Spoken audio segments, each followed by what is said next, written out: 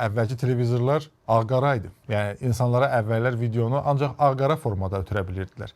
Deməli, həmin dövrdə, həmin vaxtda artıq başlayır bu videolara görüntülər artıq rəngli formada verilməyə. Yəni görüntülər artıq bu məsələdə emosiyalara çevrilir. İnsanlar artıq səsə də qulaq asa bilir, insanlar artıq hərəkətləri də görə bilir, şəkil də çəkə bilirlər və rəngin gəlməyi ilə bağlı YouTube-da zətdə çoxlu videolar var. Hansısa televiziya ilk dəfə rəngliyə keçəndə necə keçir?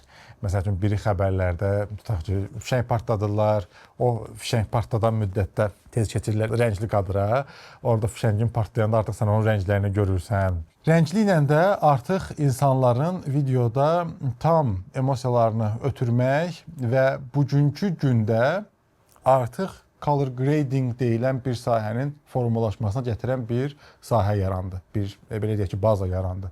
Biz kadrda daha isti tonlardan istifadə ediriksə, bu sizdə videoya qarşı oradan aldığınız emosiyalara sizi daha da yaxın hiss elətdirir.